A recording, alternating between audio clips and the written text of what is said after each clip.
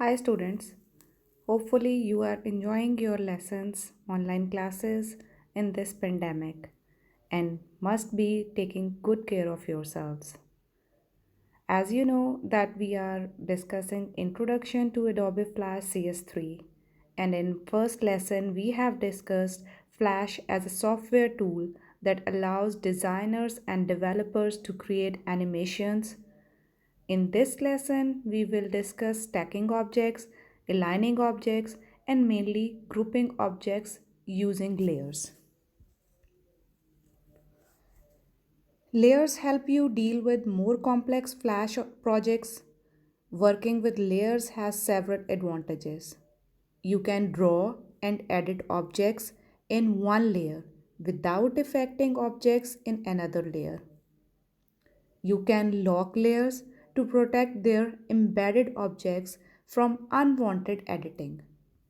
You can hide layers, make them visible that you can see their objects in the workspace, or you can display just the outlines of their objects.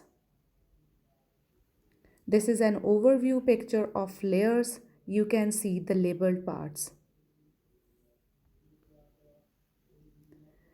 Then symbols. A symbol is a reusable image, animation, graphic, movie clip, sound file, font, or button that resides in the folder known as library.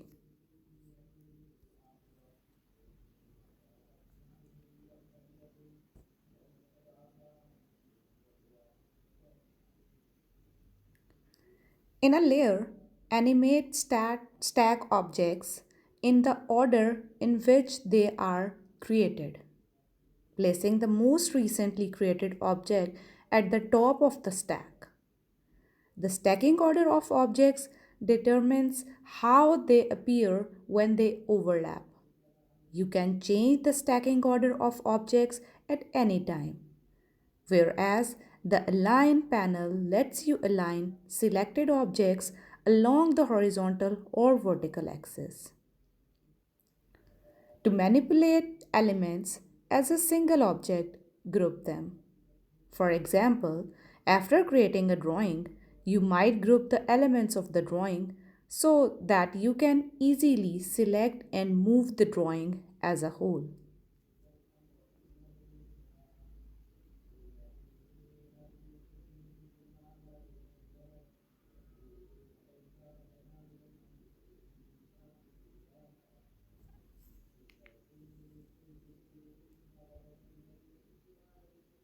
Do not confuse the break apart command with the ungroup command. The ungroup command separates grouped objects, returning grouped elements to the state they were in before grouping. Read the text from page 125, which includes creating a new document in Flash, setting document properties, focusing on title description, background color, default settings, dimensions, frame rate, and rulers.